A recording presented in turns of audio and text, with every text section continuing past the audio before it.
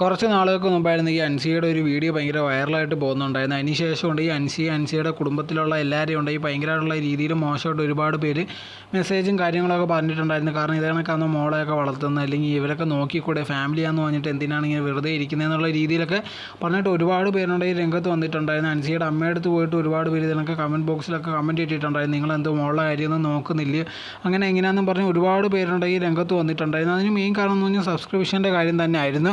അതിനുശേഷം സബ്സ്ക്രിപ്ഷൻ്റെ ഉണ്ടെങ്കിൽ റേറ്റും അധികമായിരുന്നു. ഇത് കാരണം ഉണ്ടെങ്കിൽ പിന്നെ പൈസ ഉണ്ടാക്കാൻ പരിപാടിയാണോ എന്നുള്ള രീതിയിൽ ഒരുപാട് പേര് ചോദിച്ച് രംഗത്ത് വന്നിട്ടുണ്ടായിരുന്നു. ആ സമയത്തുണ്ടെങ്കിൽ അൻസിക ഒരു മറുപടിയോ കാര്യങ്ങളോ ഒന്നും പറഞ്ഞിട്ടില്ലായിരുന്നു.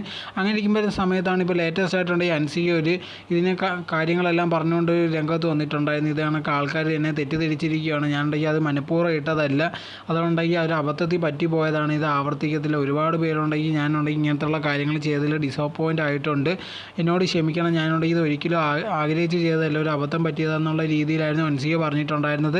എന്തായിരുന്നാലും ശരി, ഇത് സബ്സ്ക്രിപ്ഷൻ്റെ ഉണ്ടെങ്കിൽ റേറ്റ് കൂട്ടിയതിന് മെയിൻ കാരണം പറഞ്ഞതെന്ന് പറഞ്ഞാൽ ഇത് കണക്ക് ഇത് ഒരുപാട് ആൾക്കാർ ഇതിൽ കയറി സബ്സ്ക്രൈബ് ചെയ്ത് ഒരുപാട് ഇതിൽ നിന്ന് വീഡിയോ ഒക്കെ എടുത്തുകൊണ്ട് പോകുന്നു. അതിനി ഉണ്ടാവാതിരിക്കാൻ വേണ്ടിയാണ് റേറ്റ് കൂട്ടിയത്, അതല്ലാതെ നിങ്ങൾ തെറ്റിദ്ധരിക്കേണ്ടെന്നുള്ള രീതിയിലായിരുന്നു അൻസിക പറഞ്ഞിട്ടുണ്ടായിരുന്നത്.